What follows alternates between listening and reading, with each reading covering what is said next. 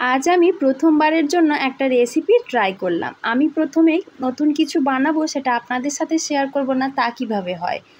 আমি আজ বানিয়েছি লাচ্ছা সেমাই। একদম দুর্দান্ত স্বাদের এই লাচ্ছা সেমাইটা আপনারা ঠান্ডা ঠান্ডা পরিবেশন করে দেখতে পারেন, খেতে কিন্তু দুর্দান্ত লাগে। তো নমস্কার বন্ধুরা, স্বাদবাহারের পক্ষ থেকে আপনাদের সবাইকে জানাই অনেক অনেক স্বাগত। আশা করছি সবাই ভালো আছেন, সুস্থ আছেন।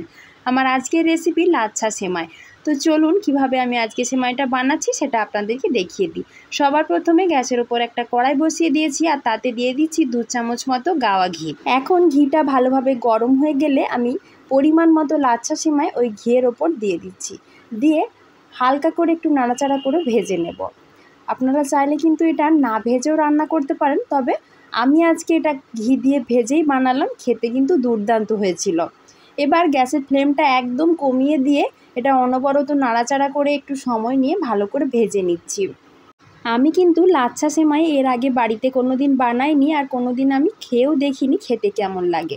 তবে আজ বানানোর পর খেয়ে দেখেছিলাম, খেতে কিন্তু জাস্ট ফাটাফাটি। এবার আমি কিছুটা পরিমাণ লাচ্ছা সেমাই ভেজে তুলে নিচ্ছি, আর কিছুটা পরিমাণ কড়ার মধ্যে রেখে দেব।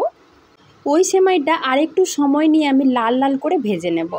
আমি কেন দুরকমভাবে ভেজে নিচ্ছি সেটা আপনারা ভিডিও একটু পরে গিয়ে বুঝতে পারবেন। এটা একটু সময় নিয়ে এভাবে উল্টে পাল্টে ভালো করে একটু লাল করে ভেজে নিতে হবে।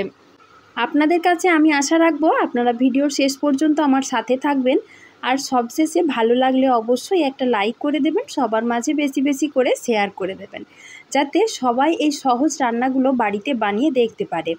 দেখুন, কথা বলতে বলতে কিন্তু সেমাইটা লাল লাল করে সুন্দরভাবে ভাজাও হয়ে গেছে। এবার গ্যাসের ফ্লেমটা বন্ধ করে দিয়ে সেমাইটা নামিয়ে নিচ্ছি আর একটু ভালো করে ঠান্ডা করে নেব। ততক্ষণে অন্যদিকে বাকি কাজগুলো আমি করে নিচ্ছি। আবারও একটা কড়াই বসিয়ে দিয়েছি, তাতে দিয়ে দিচ্ছি প্রায় 1 লিটার মতো গরুর দুধ। দুধটা জাল দিয়ে দিয়ে ফুটিয়ে গাঢ় করে নিতে হবে, আর তার সাথে দিয়ে দিচ্ছি পরিমাণ মতো চিনি।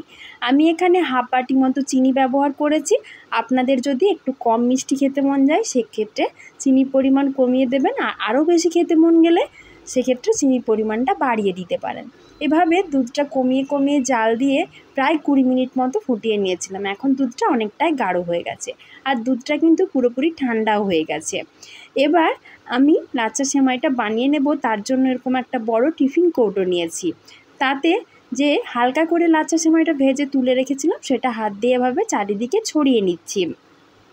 এখন আমি যে দুধটা জাল দিয়ে ফুটিয়ে গাঢ় করে রেখেছিলাম সেই দুধটাও দিয়ে দিচ্ছি। তবে দুধটা কিন্তু একদম হালকা গরম থাকা অবস্থায় দিতে হবে। পুরোপুরি যদি গরম গরম অবস্থায় এই সেমাইয়ের ওপর দিয়ে দেওয়া হয় তাহলে সেমাইটা কিন্তু একদম নেতিয়ে যাবে, খেতে বেশ ভালো লাগবে না। তাই এরকমভাবে ঠান্ডা করার পর এভাবে দুধের ওপর আমি ছড়িয়ে দিচ্ছি। দেখুন, পুরোটাই দুধের মধ্যে ভালো করে ভিজে গেছে। এবার আমি যে লাল করে সেমাইটা ভেজে তুলে রেখেছিলাম সেটা ওপর থেকে এভাবে একটু সাজিয়ে দিচ্ছি। আপনাদের যেমনভাবে মন চায় সেভাবে সাজিয়ে নিতে পারেন, তবে আমি এরকম দুটো পার্টে সেমাইটাকে সাজিয়ে নিয়েছিলাম। তারপর এটা কিছুক্ষণের জন্য নর্মাল ফ্রিজে রেখে দিয়েছিলাম, তারপর ঠান্ডা ঠান্ডা এটা পরিবেশন করেছিলাম, খেতে জাস্ট ফাটাফাটি হয়েছিল। দেখুন, আমি এভাবে চৌকো করে সাজিয়ে নিচ্ছি, আর মাঝের অংশটা একটু ফাঁকা রেখেছি, সেটা আমি কিছু ড্রাই ফ্রুটস দিয়ে একটু সাজিয়ে নেব। আমার কাছে শুধুমাত্র কিশমিশ ছিল বলে আমি মাঝখানে কয়েকটা কিশমিশ ওপর থেকে ছড়িয়ে দিচ্ছি। আপনারা চাইলে কাজু বাদাম, পেস্তা বাদাম যে কোনো কিছু দিয়ে এটা ডেকোরেশন করতে পারেন, খেতে কিন্তু সেটাও বেশ ভালো লাগে।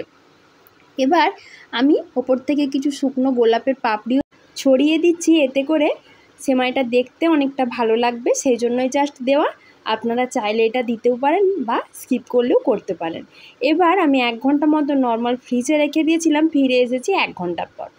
1 ঘন্টা পর এটা ঠান্ডা ঠান্ডা বের করে নিয়ে এসেছি, আর এটা ঠান্ডা ঠান্ডা খেতে কিন্তু দুর্দান্ত লাগে। আপনারা এভাবে অবশ্যই বাড়িতে একবার বানিয়ে দেখতে পারেন, তারপর আমাকে জানাবেন খেতে কেমন হয়েছিল।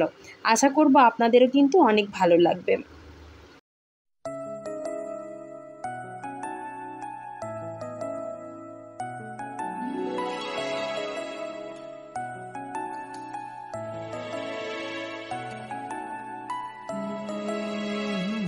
এটা দেখতেও যেমন লোভনীয় হয়েছিল, খেতেও কিন্তু সেই রকমই দুর্দান্ত হয়েছিল।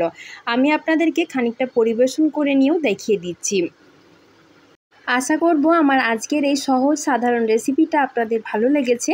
ভালো লাগলে অবশ্যই একটা লাইক করে দেবেন আর সবার মাঝে বেশি বেশি করে শেয়ার করে দেবেন। চ্যানেলটিতে যদি নতুন বন্ধু হয়ে থাকেন তাহলে প্লিজ চ্যানেলটাকে সাবস্ক্রাইব করে দেবেন, যাতে প্রতিদিন এরকম নতুন নতুন রেসিপির আপডেট আপনিও পেতে পারেন। পাশে থাকা নোটিফিকেশন বেলটিও কিন্তু অন করতে ভুলবেন না যেন। দেখুন আমি সেমাইটা একটা বাটিতে সার্ভ করে নিচ্ছি। কি সুন্দর দুটো পাটে দুটো লেয়ারে সেমাইটা রান্না করা হয়েছে। খেতে কিন্তু জাস্ট অপূর্ব হয়েছিল, না খেলে আপনারা বুঝতেই পারবেন না। তাহলে আর কি, আজকের মতো এই পর্যন্তই বন্ধুরা। দেখা হচ্ছে পরবর্তী কোনো ভিডিওতে নতুন কোনো রেসিপি নিয়ে। ততক্ষণে সবাই ভালো থাকবেন, সুস্থ থাকবেন। আমার ভিডিওটি এতক্ষণ পর্যন্ত ধৈর্য সহকারে দেখার জন্য সবাইকে জানাই ধন্যবাদ। দেখা হচ্ছে পরবর্তী ভিডিওতে।